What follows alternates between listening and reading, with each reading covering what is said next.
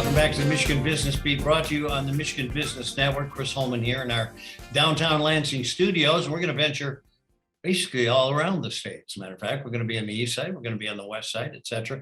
We're going to start out with Carolyn Cassin. She's the CEO of Michigan Women Forward in the Detroit area. And Carolyn, it's always a pleasure to have you on. How you doing? I'm doing great. Happy New Year to you and to everyone. It's going to be an exciting year. Hold on to your seats. You know, every time I see you, you look like you just had a great holiday. So I'm assuming your Christmas and New Year's went well. It was great. It was great. And I hope yours was as well. It absolutely was, filled with children. Kristin Rahn-Tiemeyer, you are currently the vice president, I mean as of right now, this moment, of Michigan Women Forward Grand Rapids, West Side. We're going to run back to Carolyn Cassin, but welcome to the show. And I want Carolyn to tell me a little bit about Judy Welch and what's been happening on that West Side, who's been the director for a while. Well, I'm very excited that Kristin has joined us. You know, she's the next generation of women leaders in the state, and we were lucky to have her join us. You really do need a whole program to talk about the work that Judy Welch has done for Michigan Women Forward. You know, was with us for 8 years, and we're going to miss her tremendously. She did a tremendous job. We always have that here anyway. We've done the same things. We've had tremendous youth programs that empower the next generation.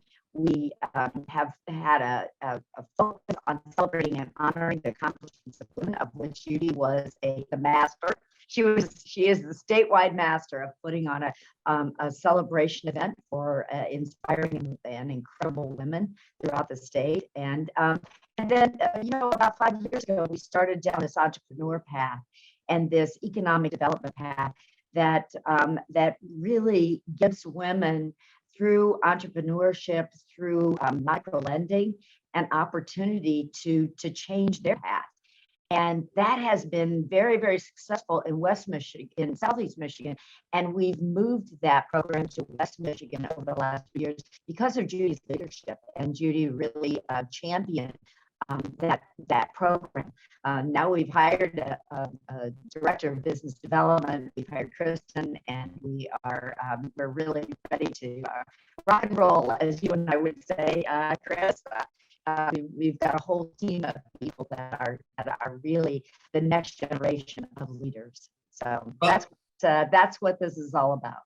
Well, Kristin, let's talk a little bit with you right now then, and what your duties have been there. And in the last month. Now she's been here a month. Be fair, Chris. Yep. I understand, but this is part of the succession training period, right? Right. Yeah, so as Carolyn said, I just joined the team at Michigan Women Forward December 6th of 2021.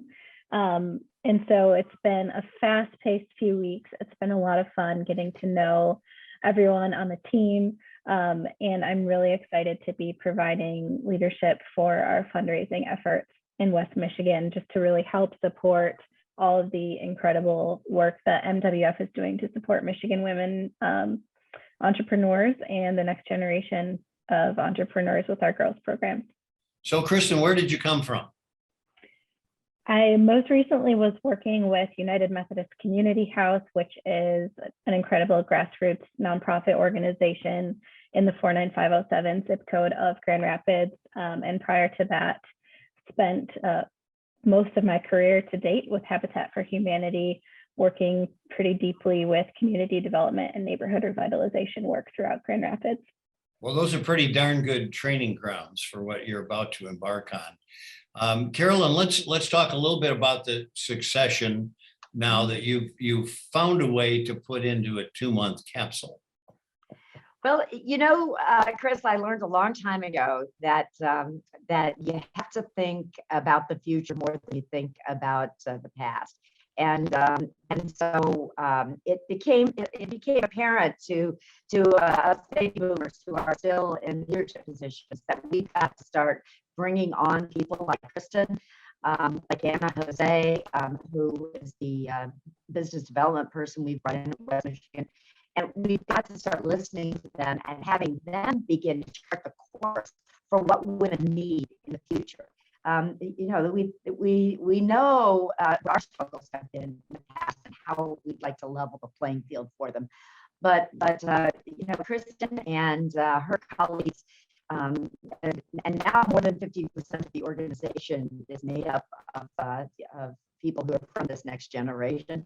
And they have different ideas. They have different ways to work and different ways to think about the future. Kristin, since you're only one month in, I'm going to only give you 30 seconds for the next answer, and that is, what do you see in 2022? Where do you see the West Michigan, you know, women forward?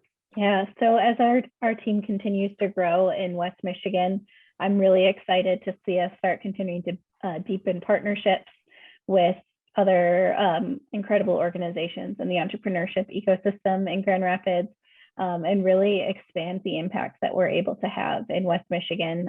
Like Carolyn said, we've got a great team. We're continuing to grow in West Michigan, and we couldn't be more excited to see what that's going to mean to improve the lives of women here in West Michigan. Well, listen, good luck, and you are tutoring under a wonderful individual who's done a great job with that organization.